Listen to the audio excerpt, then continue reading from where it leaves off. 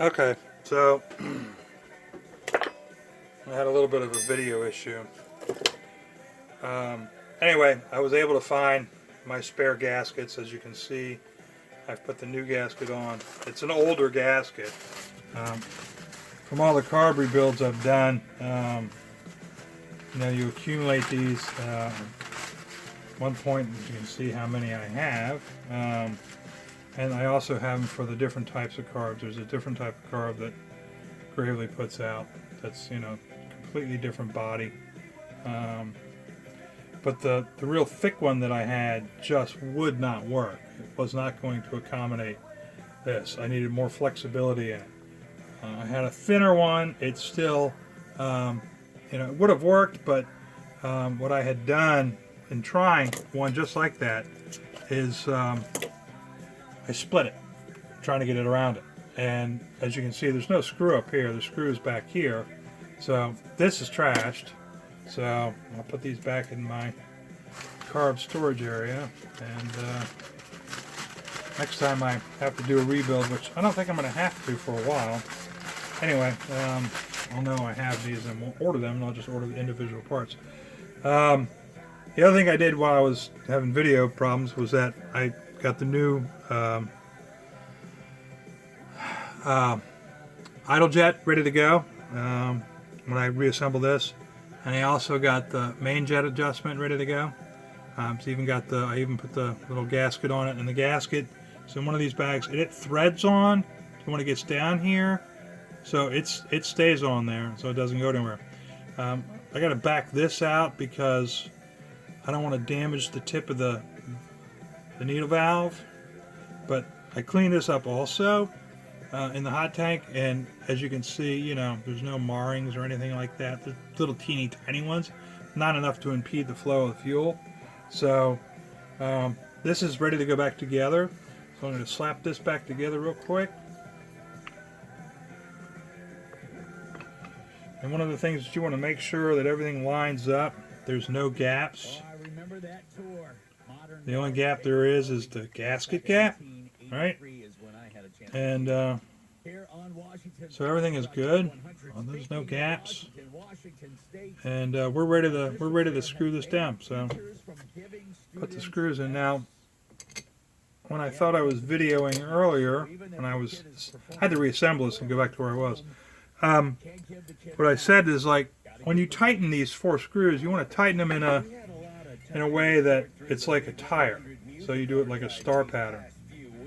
And don't use a magnetic screwdriver like I am, because the screw is pulling out. So I'm going to do this side. Get it good and tight.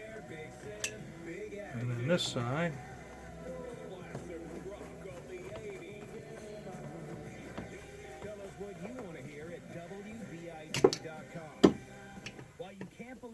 Everything on social media these days, you can believe it's possible to this start side, as an IT pro in as little as 4 months from the comfort of and my workbench has got a little bit of a 1/4-inch lip here, so the carburetor is kind of like trying to fall over because that's where the board is. This workbench was built when I moved into this house that I live in currently 17 years ago, and this was in the basement of the house. And when I built this workshop, I had moved this out into my garage, and then I was like, I need a workbench. I have a workbench. It's in the garage, so I transported it down here.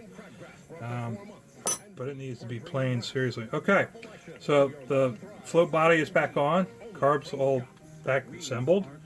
And so now we're going to put the idle screw in. So it goes in right here. So you just stick that in a little bit. Hold it with your fingers. Screwdriver in it. A magnetic screwdriver is not your friend here. That's what I got close to me. Okay, you screw this all the way down to it stops. You don't want to do it hard. And that's where it stops, right there. If you do it hard, you can damage the tip of the needle. Okay, so the adjustment on this is 1.5 turns. This is the idle jet. It's factory setting. So there's a half, There's one, and we'll call that 1.5. All right, so that's set. And now we'll put in the main jet adjustment. So this is a 2-piece, and I showed in the video I didn't make earlier, but this piece threads into here.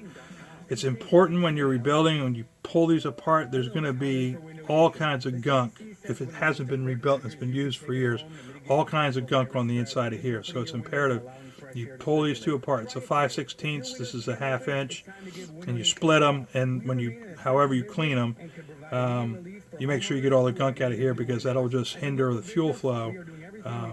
And I'm not sure if you can see, but it's a good clean hole. There's no dirt, there's no residue. It cleaned up nice. So, and they don't send either one of these parts in with the kit. You can buy them, of course, separately, but they don't come with a kit, and it's because you can clean them up and get them good and clean. You just get that just a little tight. This is already tightened, and then you put in the needle jet. And the same thing as with the idler jet. You screw this all the way in until it stops. So it's in this position, which makes it easier for knowing, 2 1/4 turns out for factory settings. So it's 2 1/4 turns out. So there's a 1/2. There's 1. There's 1.5. There's 2 1/4. So that should be good. Now, what I've noticed is that as you're running these, this has got a little bit of a loose fit. So as you're running these, I think the purpose of the second screw is to kind of put a little bit of compression on this, but it doesn't, so I don't really crank down on it. And it may be that this piece is bad and I'd have to replace it. I'm going to go with what I got. And if I have problems with this and running rough or running rich or what have you, I'll know it's this. I'll go ahead and replace those. You can replace these while it's sitting on the gravely. You just drop this, turn your fuel off, drop this to drain the bowl out, and then pull this, replace those. It'll probably get you a new needle valve. If you want to spend the extra couple bucks on top of buying the kit, sure, go ahead and get it.